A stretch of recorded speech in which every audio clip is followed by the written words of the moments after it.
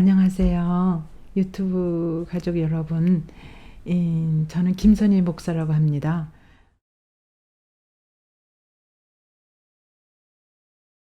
오늘 마지막 장 4장을 가지고 여러분과 같이 말씀을 상고하겠습니다.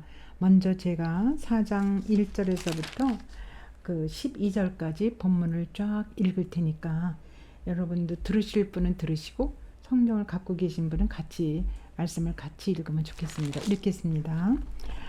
보아스가 성문으로 올라가서 거기 앉아 있더니 마침 보아스가 말하던 기업 물을 자가 지나가는지라.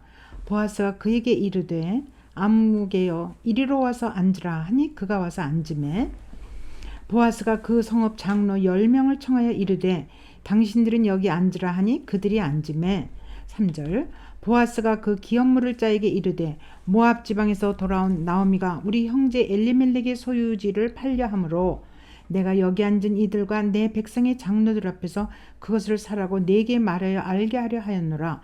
만일 내가 물으려면 물으려니와 만일 내가 물으지 아니하려거든 내게 고하여 알게 하라. 내 다음은 나요 그 외에는 물을 자가 없느니라 하니 그가 이르되 내가 물으리라 하는지라. 5절 보아스가 이르되 내가 나오미의 손에서 그 밭을 사는 날에 곧 죽은 자의 아내 모압 여인 룻에게서 사서 그 죽은 자의 기업을 그의 이름으로 세워야 할지니라 하니 그 기업 물을 자가 이르되 나는 내 기업에 손해가 있을까 하여 나를 위하여 물으지 못하노니 내가 물을 것을 내가 물으라. 나는 물으지 못하겠노라 하는지라.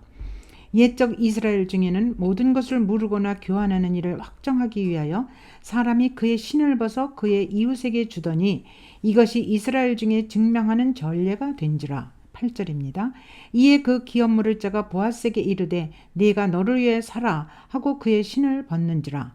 보아스가 장로들과 모든 백성에게 이르되 내가 엘리멜렉과 기론과 말론에게 있던 모든 것을 나오미의 손에서 산 일에 너희가 오늘 증인이 되었고 또 말론의 아내 모압 여인 룻을 사서 나의 아내로 맞이하고 그 죽은 자의 기업을 그의 이름으로 세워 그의 이름이 그의 형제 중과 그곳 성문에서 끊어지지 아니하게 하매 너희가 오늘 증인이 되었느니라 하니 성문에 있는 모든 백성과 장로들이 이르되 우리가 증인이 되나니 여호와께서 네 집에 들어가는 여인으로 이스라엘의 집을 세운 라헬과 레아 두 사람과 같게 하시고 내가 에브라스에서 유력하고 베들레헴에서 유명하게 하시기를 원하며 여호와께서 이 젊은 여자로 말미암아 내게 상속자를 주사 내 집이 다말이 유다에게 낳아준 베레스의 집과 같게 하시기를 원하노라 하니라. 네, 여기까지 제가 말씀을 읽었습니다. 이제 마지막 4장이 되는데 오늘 이 얘기는 여러분 읽으셔서 아시겠지만 이제 보아스가 이제 기업 물을 자를 찾았어요. 왜냐하면 자기는 이미 알고 있거든요. 기업 물을 자가 자기는 두 번째 순서예요. 첫 번째 더 가까운 친족이 있기 때문에 이제 그 사람에게 의사를 물어보고 그리고 그 사람의 그 결정 여하에 따라서 자기가 그 다음 기업 물을 자로 나설든지 또 어떻게 해야 되기 때문에 지금 제일 가까운 친족 엘리멜렉에게 그 사람이 있기 때문에 이제 성문에 가서 앉았어요. 그런데 그러기 전에 이 보아스가 10명의 장로들을 미리 불러요. 내가 오늘 중대한 결정을 해야 되는데 당신들 이곳에 모이시오. 그래서 성문 어귀라는 거는 말하자면 법정 장소 같은 거예요. 그래서 모든 일을 결정할 때 그 마을의 유력한 장로들을 또 어떤 일을 결정할 때 다 그 성문 어귀에 모여요. 그래서 지금 이 보아스가 자기 일을 결정해야 되기 때문에 이 장로들을 부릅니다. 다 나오라고. 그래서 장로들의 모든 합의가 이루어져야 어떤 일을 결정할 수 있거든요. 그래서 장로 10명을 쫙 부릅니다. 그러니까 장로 10명이 나오라 그럴 때 그 장로 10명이 다 나왔다는 거는 그만큼 보아스가 굉장한 그 지방의 유력한 자죠. 말하자면 여러모로 아주 지도자급이다 이 말씀이죠. 그래서 이제 가서 이렇게 앉아 있고 장로들이 오게 됩니다. 그런데요. 어떤 일이 일어나냐면 오늘 4장 1절에 보면 보아스가 성문으로 올라가서 거기 앉아 있더니 마침 보아스가 말하던 기업 물을 자가 지나가는지라. 여기 마침 그 사람이 지나간다는 얘기는 이게 어떻게 되냐면 이 사람을 초청한 게 아니에요. 이제 지나갈 거다. 이걸 예상해가지고 장로들을 오라 하고, 왜 그러냐면 미리 불러서 이러이러한 일로 너와 상의를 해야 되겠다. 이러면 이 사람이 머리를 좀 쓸 것 같고 자기 여러 가지로 이제 증거나 뭐 필요한 모든 정보를 알고 오면은 즉각적인 그 성령의 역사라고 그럴까? 그 진행되는 일에 지장이 있어요. 그러니까 사람이 인간적으로 생각할 요소가 꽤 있기 때문에 그냥 기다리고 있는 거예요. 근데 보통 이 사람이 몇 시쯤 지나가는 걸 알고 있으니까 이제 장로들하고 이 보아스가 성문 어귀에 앉아서 기다리고 있는데 마침 지나갑니다. 그래서 여기서 마침이라는 뜻은 하나님께서 예정한 그 시간이 딱 됐다는 얘기죠. 이 마침이라는 단어가 어디에 또 나오느냐면 우리 지난번에도 공부했지만 2장 4절에 보면 마침 보아스가 베들레헴에부터 와서 베는 자들에게 이르되 여호와께서 너희와 함께 하시기를 원하노라 인사를 하고 나서 그들이 대답하되 여호와께서 당신에게 복 주시기를 원하나이다. 이렇게 되는 거 아닙니까? 그러니까 바로 그 3절에는 우연히 그 룻이 가서 베는 자를 따라 밭에서 이삭을 주는데 엘리멜렉의 친족 보아스에게 속한 밭에 이르렀더라. 그러니까 그 룻이 그 밭에 가서 이제 이삭을 주려고 할 때 자기는 몰랐죠. 근데 걸어간 발걸음이 바로 보아스의 밭이었다 이 말씀이에요. 그것까지는 또 우연이라고 여기 나와 있습니다. 그런데 그 4절에 보면 그때 마침 보아스가 그 밭을 찾아오는 거예요. 그래서 우리는 보통 이런 일이 있을 때 우연히 생각지도 않았는데 이런 일이 일어났다고 우리는 그렇게 생각하지만 하나님의 모든 계획 속에서는 이게 이미 다 예정돼 있었다는 얘기죠. 우리가 그걸 어떻게 아느냐면 그 많은 시간 중에 어찌하여 그 시간에 마침 이 사람이 지나가는가 이 말이죠. 또 어떻게 여러 날이 있고 순간이 있을 텐데 그 보아스가 마침 그날 벼이삭 베일 때 왜 그 자기 밭에 찾아오느냐고요. 그래서 룻을 만나게 되는 거 아닙니까? 그러니까 이 룻기를 1장, 2장, 3장, 4장 이게 쭉 이제 우리가 더듬어 왔는데 여기서 여러분이 많이 느꼈겠지만 마침, 우연히, 어찌하여 바로 그때 이런 단어들이 좀 나오면서 사건이 이어지지 않습니까? 똑같아요. 우리 삶 속에서도 어떻게 그 시간에 그런 대화를 하게 돼서 일이 이렇게 진행이 됐고 그러지 않으면 전혀 알 수 없는 일인데 만나서 얘기를 하다 보니까 그것도 어떻게 새로운 일이 벌어지고 이런 것들이 우리는 모르지만 하나님께서는 우리의 삶 속에 매 순간 함께 하시면서 우리의 발걸음을 움직여 주시고 우리가 만날 사람을 만나게 하고 우리가 대화할 걸 대화하게 하시고 절대로 하나님 앞에 우연이 없다는 거죠. 왜 그런지 아십니까? 하나님께서는 우리 각자를 이 땅에 만들어내실 때 당신의 계획이 있습니다. 그냥 마구마구 빚어가지고 너 가서 세상에서 살아라. 이렇게 우리를 만들어 이 땅에 보내신 게 아니라는 얘기죠. 우리 지구상에 70억 가까이 있는 인구가 많이 살고 있지만 그 70억 인구 하나하나에게 하나님은 다 계획과 관심과 어떤 인도하심과 하나님이 진행하심이 있다는 거죠. 그거를 이렇게 대단하게 생각하고 그거에 예민하게 감각을 갖고 있는 사람은 하나님의 손길을 거듭거듭 이렇게 더듬으면서 그때마다 그거를 깨닫고 하나님께 감사하고 하나님께 찬송하고 그리고 그 다음 일을 또 계획하는데 하나님과 그렇게 깊은 관계가 아니고 하나님이라는 그 인격과 만남이 없으면은 그냥 어쩌다가 그렇게 됐어. 뭐 하다 보니까 그렇게 됐다니까 이렇게 다 넘겨버리지만 우리는 그럴 수가 없습니다. 하나님께서 다 어떤 계획하심이 있다는 거. 그래서 오늘 우리 4장에도 다시 가보면 그때 그 기업 물을 자가 지나가고 있는 거예요. 그럴 때 이제 보아스가 당신 거기 좀 서 계시오. 그래서 왜 그래요? 그랬더니 이렇게 엘리멜렉의 그 부인이 나오미가 다시 돌아왔는데 기업 물을 자를 찾고 있다. 그런데 제일 가까운 기업 물을 자가 당신이요. 그러니까 기업 물을 자라는 거는 그 고엘이라 그래요. 이걸 고엘 제도라고 그러는데 그 어떻게 되냐면 이제 혼자 된 과부가 있지 않습니까? 그러면 그 당시에는 과부는 직업도 없고 참 먹고 살기가 난감해요. 어려워요. 그럴 때 뿐만 아니라 거기에 자손이 없고 그러면은 그 예를 들어 나오미를 예를 듭시다. 그러면 나오미가 자손이 없고 그러면은 나오미가 과부로 됐지만 그 자기 엘리멜렉이 남겨준 재산을 지킬 수가 없습니다. 왜 그런가 하면 나오미한테 아들이 없기 때문에 그냥 나오미 당대에서 끝나고 말아요. 그러면 그거는 가장 가까운 그냥 친족에게 자연스럽게 돌아가게 돼 있습니다. 그런데 그야말로 마침 룻과 이 보아스의 사건이 지금 진행되고 있기 때문에 나오미가 생각을 해낸 거예요. 이 고엘 제도를. 야, 여기서 우리 자손이 끊어지는 건 이건 너무 억울하지 않냐. 엘리멜렉이 남기고 간 말하자면 농토 이런 땅이 있고 그렇겠죠. 그거를 아마도 장기 임대를 주고 모압 제목으로 가지 않았나 싶어요. 근데 다시 나오미가 돌아왔다 하더라도 나오미에게 후손이 아들이 없고 후손이 없으면은 나오미는 자기 당대로 끝나고 그걸 이어줄 수가 없습니다. 그러면 그 주변에 가까운 친족들을 그냥 넘어가 버리는 거예요. 그런데 며느리 룻하고 보아스가 지금 가까운 관계로 지금 이어지고 있단 말씀이에요. 그래서 버뜩 지금 이 나오미가 그 고엘 제도를 떠올리면서 그거를 사용하기로 한 거예요. 그래서 이제 얘기가 진행돼서 여기까지 왔지 않습니까? 그런데 보아스가 제일 가까운 사람이 아니기 때문에 이제 제일 가까운 사람한테 의견을 묻는 거죠. 그래서 이제 이 엘리멜렉의 소유지를 나오미가 팔려고 그러는데 너 그거 살 마음 있어? 그랬더니 그래, 나 살 마음 있어.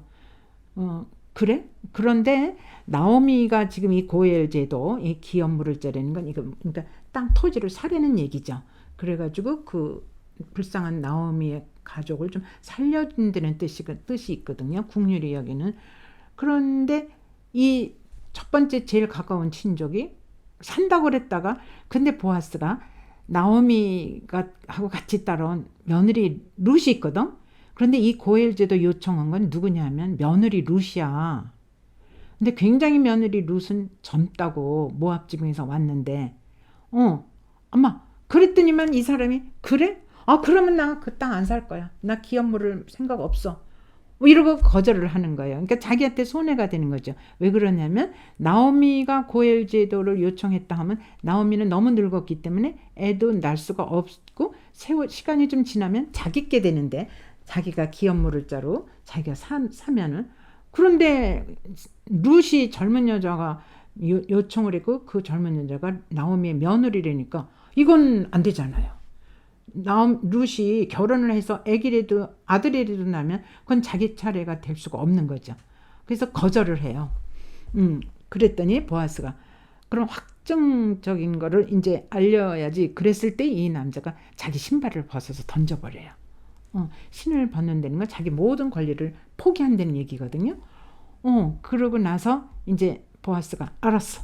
그러면 너는 이제 모든 권리를 포기한 거야. 그러면 이제 내 차례가 됐는데 나는 기업 물을 자로 돈을 다 주고 그 나오미가 엘리멜렉이 장기 임대하고 가서 이제 그 돈을 내가 물어주고 그리고 그 땅을 다시 나오미와 그의 가족에게 주고 나는 룻하고 단순히 고엘이라는 건 자손을 이어주고 끝나는 거거든요. 그게 아니고 나는 룻하고 결혼을 하겠다. 이렇게 되는 거예요. 그렇게 되니까는 9절에서 장로들과 모든 백성에게 이르되 내가 엘리멜렉과 기론과 멜렉이 있던 모든 것을 나오미의 손에서 산 일에 너희가 오늘 증인이 됐다. 10명의 그 장로들이 다 증인이 될 뿐 아니라 거기 같이 주변에 쫙 있던 모든 백성도 맞다. 그래 보아스 내가 룻과 결혼을 한다면 이건 대찬성이다. 너네들 당신네들 일이 잘 되기를 바란다. 그러면서 이제 이 아내로 맞이하고 보아스가 그 죽은 자의 기업을 그의 이름으로 세워서 그의 그 엘리멜렉의 이름이 영원히 끊어지지 않게 그 이름을 세워줍니다. 그리고 그 이제 다른 사람들은 증인이 돼요. 그래서 이제 성문에 있는 모든 백성과 장로들이 이제 병사 났다 축하한다 그러면서 백성과 장로들이 라헬과 레아 두 사람과 같게 하시고 이 룻과 보아스가 결혼해서 내가 에브랄에서 유력하고 베들레헴에서 유명하게 하시기를 원하며 이렇게 되는데 여기 라헬과 레아 두 사람인 건 야곱의 부인 아닙니까? 라헬과 레아를 통해서 12아들이 생겼죠. 이제 또 레아의 시종드는 여인에서 또 나오고 또 라헬에서 또 나오고 해서 좌우지간 12명이 됐잖아요. 그러니까 굉장히 육신의 그 자손이 늘어난 거죠. 야곱의 그 씨를 통해서. 그런 것처럼 이 백성들과 장로들이 라헬과 레아 두 사람처럼 보아스와 룻이 결혼해서 자손이 많이 퍼지기를 원한다. 그러면서 내가 에브랏에서 유력하고 베들레헴에서 유명하게 하시기를 원한다. 여기서 에브랏에서 유력하고 베들레헴에서 유명하게, 이게 베들레헴의 옛 이름이 에브랏이에요. 그러니까 베들레헴에서 태어난 저기 조상이 누구냐면 다윗이고, 다윗의 아버지가 이세 아닙니까? 그러니까 이세의 고향도 베들레헴이에요. 그러니까 베들레헴의 옛 이름이 에브랏이거든요. 그러니까 이세, 다윗 그 터에서 이제 이 보아스와 룻이 이제 결혼을 해서 이제 그 자손을 잇는, 그러니까 영적인 의미도 들어가는 거죠. 그러니까 라헬과 레아는 육신적인 열두 아들의 이제 그 조상이 되는 거고, 보아스와 룻은 이제 다시 거기서 이제 자손이 이어지면서 그게 다윗 계열로 이어지거든요. 그러니까 엄청난 이스라엘의 그 역사를 통하여 그 영적인 유산이 이렇게 내려가는 거죠. 그래서 여호와께서 이 젊은 여자로 말미암아, 바로 룻이죠, 내게 상속자를 주사 내 집이 다말이 유다에게 낳아준 베레스의 집과 같게 하시기를 원하노라 하니라.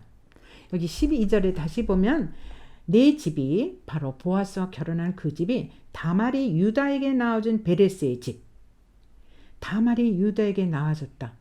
그래서 거기서 베레스의 집 이렇게 단어가 나오지 않습니까? 이거는 아시는 분은 아시겠지만 창세기 38장에 보면 유다가 나와요. 근데 유다가 어떤 일이 일어나느냐 하면, 그 요셉을 우물에 넣었다가 이제 거기서 꺼내가지고 낙타상인한테 팔려가잖아요, 요셉이. 그러면서 너무 유다가 이제 가슴이 아픈 거예요.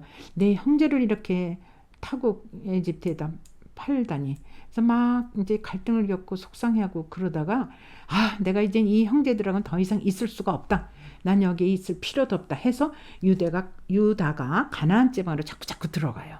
그래가지고 가나안 지방에 자기 이제 친구를 찾아가게 됩니다. 그 창세기 38장에 보면.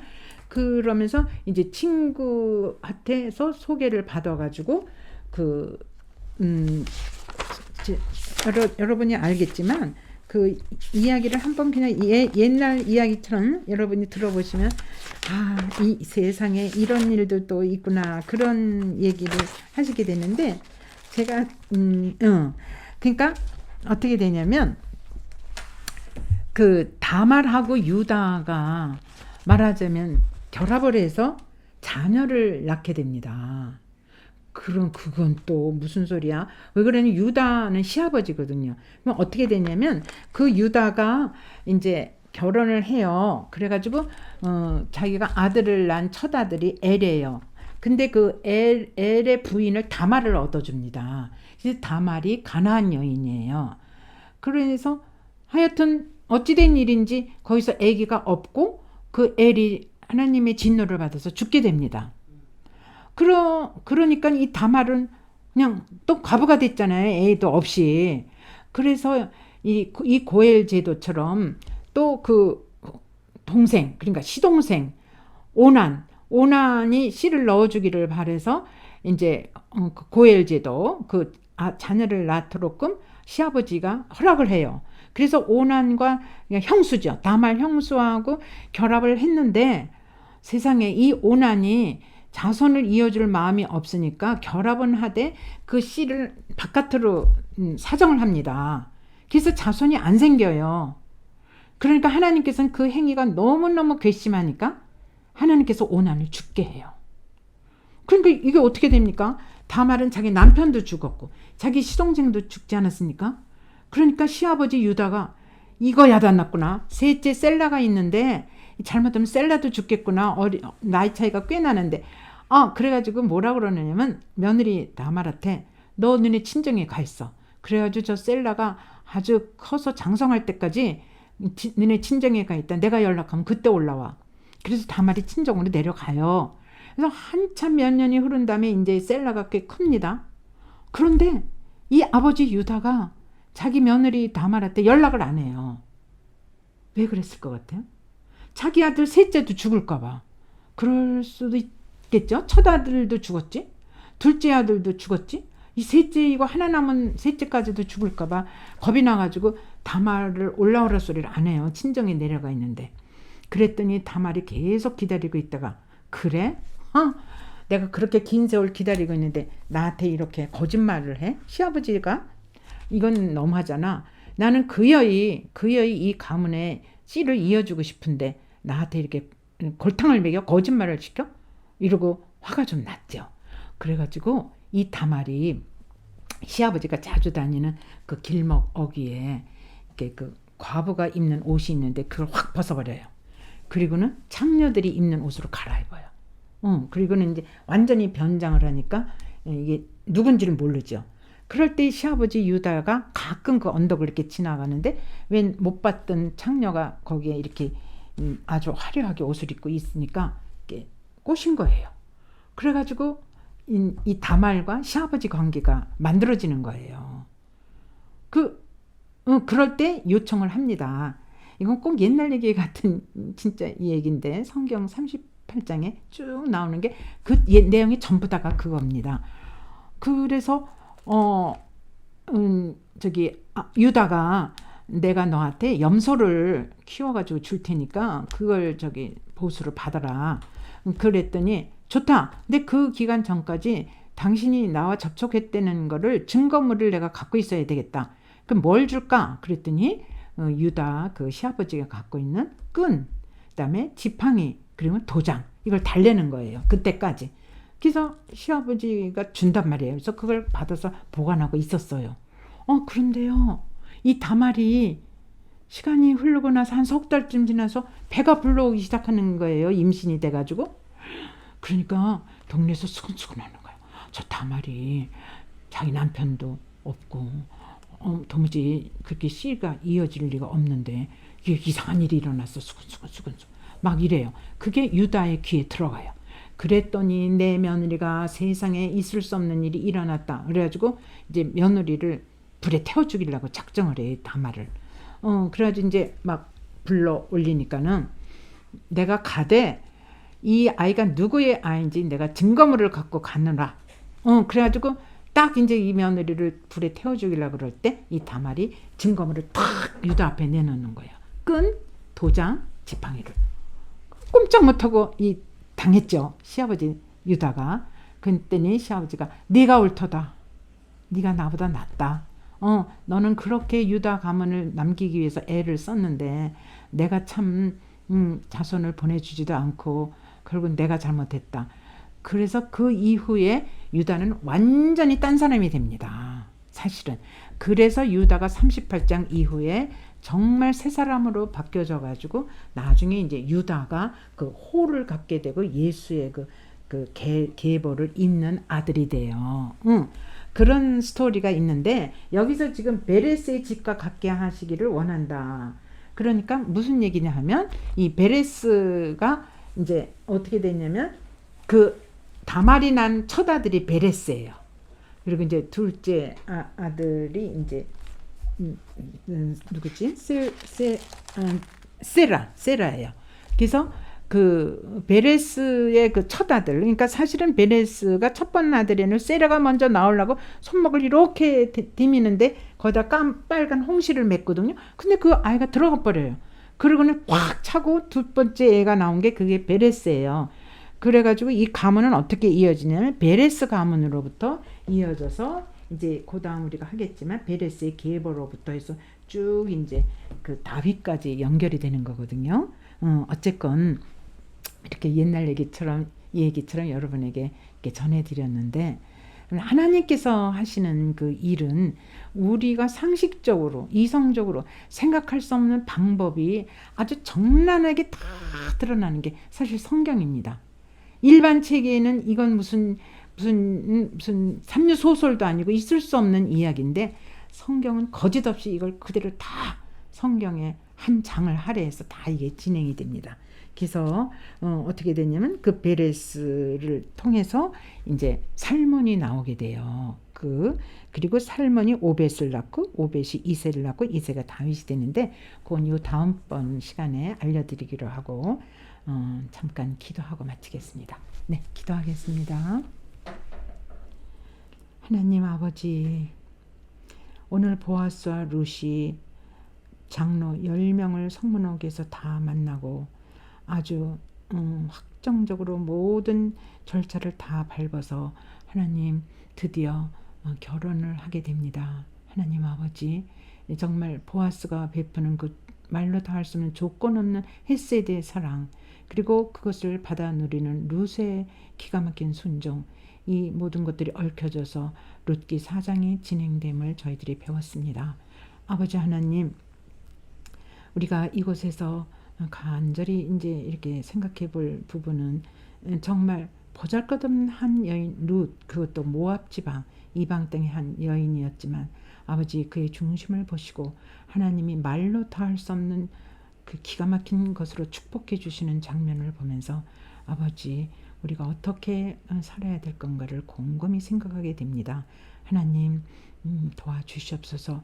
우리의 삶에 우연이 아니고 순간순간 도와주시면서 모든 일을 진행하시는 주님, 우리에게 꼭 필요한 것은 순종인 것을 알게 됩니다. 주님, 미래를 내가 계산하지 말고 내가 앞세우지 말고 나의 생각과 모든 것을 아래로 내려놓고 하나님이 진행하시는 그 길 따라서 한 걸음 한 걸음 나아갈 때 하나님은 우리가 생각할 수 없는 크고 놀라운 일들을 계획하고 그 일을 진행하시는 모습을 보고 있습니다. 아버지, 많은 이들의 축복을 받으면서 아버지 두 사람의 결혼이 이제 이스라엘의 놀라운 영적 계보로 이어지는 오늘의 본문을 보면서 아버지, 우리 또한 믿음의 후손으로 그와 같은 삶을 살기를 간절히 바라며 이 모든 말씀 우리 구주 예수 그리스도의 이름으로 기도드리옵나이다. 아멘.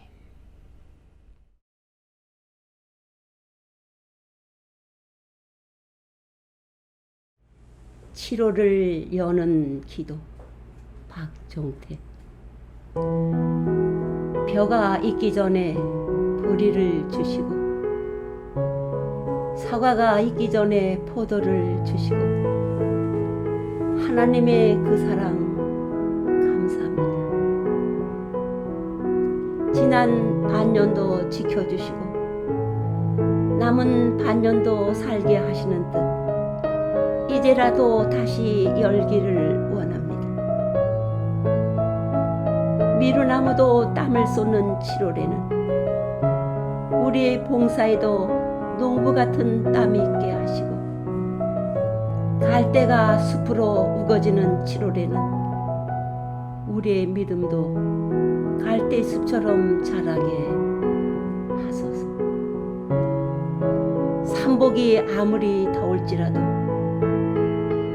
기도에는 방학이 없게 하시고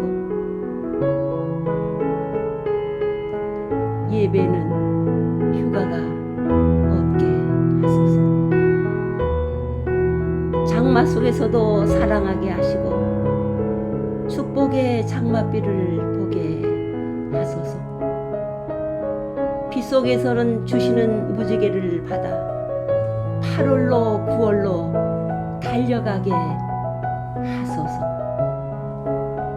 7 벼를 붙잡으시고 7 금초대 사이로 다니시는 예수님의 이름으로 기도드려옵나이다. 아멘. 감사합니다.